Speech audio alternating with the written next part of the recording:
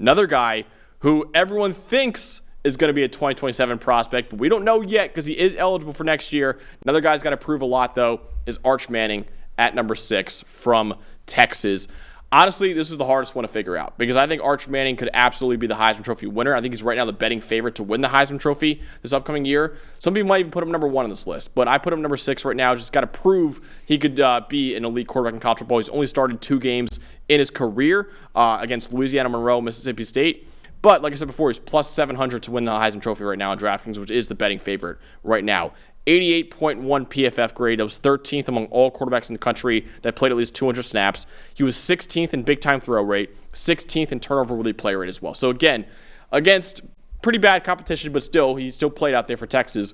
He was really, really good, and he has more mobility than his legendary uncles, Peyton and Eli, as well. In fact, he kind of runs like his grandpa, Archie Manning, out there. He had 4 rushing touchdowns on only 21 rushing attempts last year, including a 67-yard touchdown from Arch Manning as well. But listen, like I said before, number 6 might be way, way too low for Arch Manning by the end of the year. In fact, if you ask me right now, how many quarterbacks are you taking over Arch Manning to start your team with?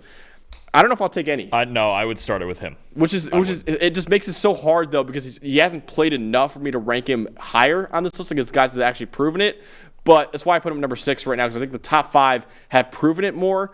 But man, there's so much potential with Arch Manning. If you were going to make a super gutsy projection pick to be number 1 on this list, it would be Arch Manning. And it kind of makes sense that you have him behind these other 5 guys who we've seen play well for 1, if not 2 years apiece. So, I mean, look, every time you watch him, and I know he's been on the field for just a little over 260 snaps, but every time he's on the field, his process is right, his footwork is tight. You can see the compact release that all of the Mannings have, especially Peyton and Eli, right? And you talk about the mobility. I mean, it opens up everything in Steve Sarkisian's offense, the bootleg game, the option game, any design quarterback run that he wants to go with. We saw him come in as a little more of a rushing threat occasionally last year for Quinn Ewers. So, look, Arch, honestly, I watch him and I just go, look, that's a Manning. You can see it. You can see it in him. That's a Manning that can run, which sounds like an unfair statement. It's a perfect offense for him to be in. You've said it before, arguably the most quarterback-friendly offense in Steve Sarkisian's in the nation. So, look, I've got the more I watch him,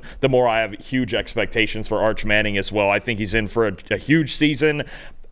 Everything about it. And look, we're going to find out week 1 also, and hopefully a game that we're going to be at Ohio State in a rematch of Texas last game right away. I mean, I think you could see spectacular things from him now that he's entrenched as the starter and he got 2 years of seasoning as the backup. Walt in the chat saying, I've seen enough of Arch. He's got to be number 1. Would you put Arch Manning number 1 if you had to make this list? Oh, man, I would think about it. I think I would have him at least, top 3. Okay. At least there's even when I was going through for starting to think about next year's draft and just scouting these guys for all of our team previews, I think I would have him top 3. I think he's going to be incredible. So Walt was saying, I think your 5 in the list ahead of him have not proven enough as high-end potential NFL quarterbacks. I want to remind people right now, this is a ranking for college football. This is not a ranking for the NFL draft. In fact, Dalton and I put together our ranking for the NFL draft. You can find it at pff.com.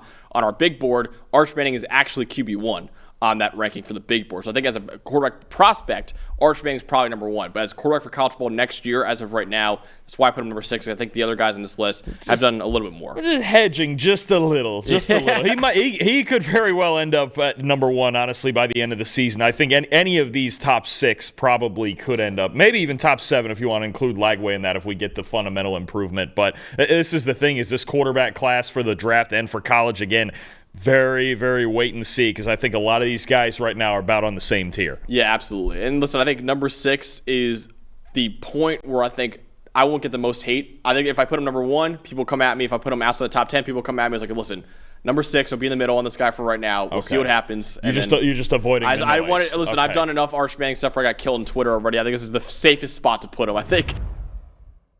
Hey, thanks for watching another episode of the PFF College Football Show. Please make sure you guys subscribe to the channel. Also, subscribe to PFF Plus at subscribe.pff.com for all of the same data and grades that we use in our show, plus fantasy tools, betting tools, and our mock draft simulator.